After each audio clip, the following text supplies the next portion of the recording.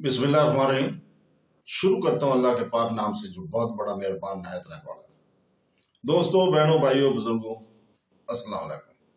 तारीख इस्लाम की 214 नंबर किस्त में हम आपको खुशामदीद कहते हैं और आज की इस किस्त में हम बयान करेंगे इमाम अली रजा की वली अहदी का।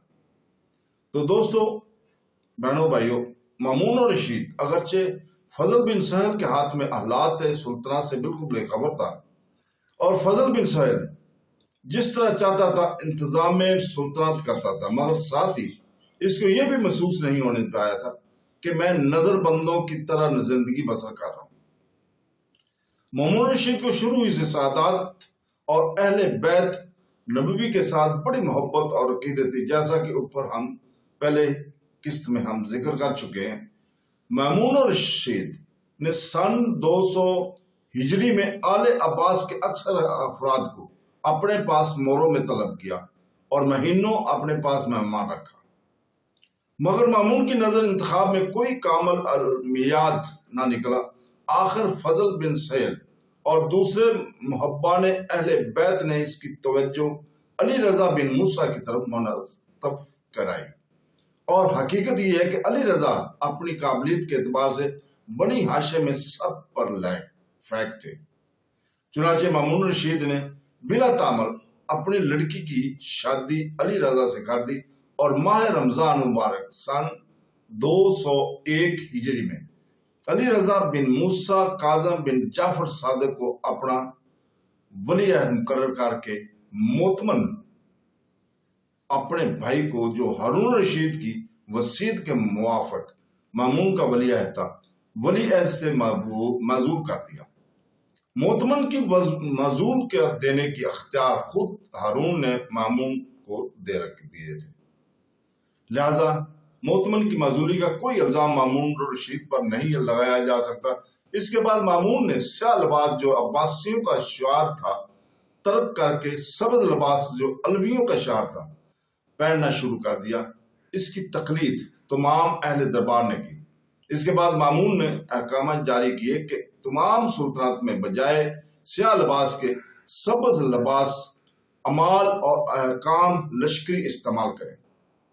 अमाल के नाम पर हुक्म भी भेजा गया कि लोगों से अली रजा बिन मूसा काजम की वली अहदी की बैत ले लें। यह हुक्म जब फजल बिन सहल की तौसत से अमाल सुल्तानत के पास पहुंचा तो बाज ने खुशी और बाज ने कराहत से इसकी तामील की। इसी हुक्म को जब हसन बिन सहल ने बगदाद में ईसा बिन मोहम्मद बिन अबी खालिद और मनव्वर बिन अहमदी के पास भेजा तो बगदाद में असर नौ हलचल बर्पा हो गई और लोगों को यकीन हो गया कि फजल बिन सहल ने खिलाफत अब्बासियों से निकाल कर अलवियों के अंदर पहुंचाने में कामयाबी हासिल कर ली। आले अब्बास और हमदर्दाने आले अब्बास इस बात को किसी तरह बर्दाश्त ही नहीं कर सकते थे। वो जानते थे कि अब्बासियों से खिलाफत के निकालने और अलवियों में पहुंचाने की कोशिश सबसे पहले अबू मुसलम ने की, फिर यही कोशिश खानदान बरामका ने की जो मजूसी और नस्ल थे, मगर वो नाकाम रहा और नामुराद रहे। अब एक और मजूसी और नस्ल ने इस कोशिश में कामयाबी हासिल कर ली, चूंकि अब अहले अरब और अहले हजम की तफरीक बहुत नुमाया हो चुकी थी और आम अहले अरब फजल बिन सहल को अपना मुखालिफ और अहले हजम का मुरब्बी यकीन करते थे। लिहाजा हर एक अरबी नस्ल शख्स ने अली रजा की वली अहदी को अहले अजम की कामयाबी और अपनी शिकस्त सफर की। बगदाद में अरबी अंसर ज्यादा था और आले अब्बास का ये खास मुकाम था। यहाँ इस खबर ने लोगों का इस्तराब और बेचैनी में मुब्तला करके गौर फिक्र और मशवरों की तरफ मतवज्जो कर दिया। एक तरफ वो अभी ताज़ा तजर्बा कर चुके थे कि बगदाद और सरकशी में कैसे कैसे मसाइब बर्दाश्त करने पड़ते हैं, और दूसरी तरफ इनके हज़म और एहतियात ने आलम इस्लाम यानी दूसरे इस्लामी सूबों और मुल्कों की खबरें सबसे जरूरी समझी कि लोगों पर अली रजा की वली अहदी का क्या असर हुआ है।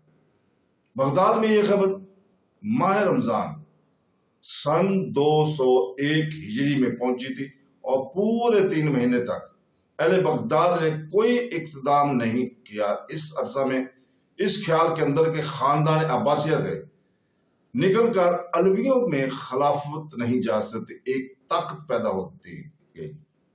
تو دوستو، ہم آج کا یہ سلسلہ یہیں پہ رکتے ہیں، اور اس دعا کے ساتھ کہ اللہ تعالی ہمیں سنتے رسول قرآن پاک پہ عمل کرنے کی توفیق عطا فرمائے۔ تو کل تک کی اجازت، کل انشاءاللہ تعالی ہم ابراہیم بن مہدی کی خلافت کو بیان کریں گے، اسی وقت پاکستان ٹائم کے مطابق۔ اللہ حافظ۔